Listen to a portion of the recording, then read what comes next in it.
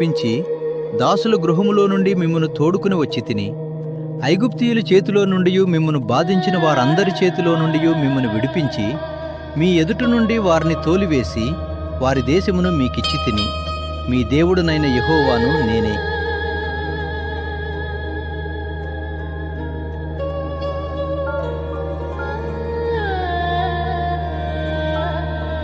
పరాక్రమము గల బలాఢ్యుడా, యెహోవా నీకు తోడయ్యున్నాడు.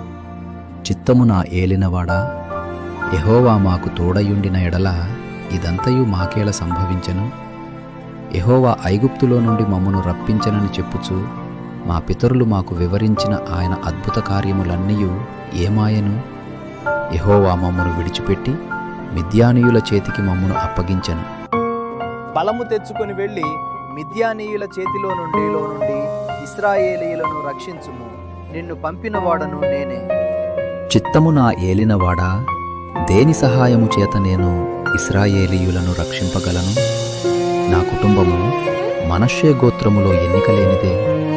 నా పితరుల కుటుంబములో నేను కనిష్ఠుడనై ఉన్నాను. అయిననేమి, నేను నీకు తోడయ్యుందును గనుక ఒకే మనుష్యుని హతము చేసినట్లు మిద్యానీయులను నీకు హతము చేయుదు. నా ఎడల నీకు కటాక్షము కలిగిన ఎడల నాతో మాటలాడుచున్నవాడవు నీవే అని నేను తెలిసికొనున్నట్లు ఒక సూచన కనుపరచుము. నేను నీ యొద్దకు వచ్చి నా అర్పణమును బయటికి తెచ్చి నీ సన్నిధిని దానిని పెట్టు వరకు ఇక్కడ నుండి వెళ్ళకుమి. నీవు తిరిగి వచ్చు వరకు నేను ఉండెదను.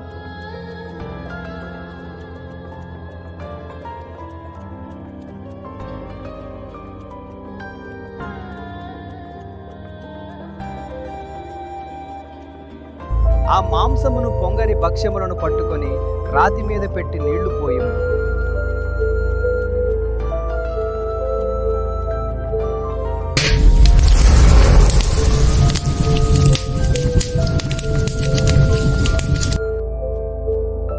అహహా, నా ఏలినవాడా యెహోవా, ఇందుకే కదా నేను ముఖాముఖిగా యెహోవా దూతను చూచితిని.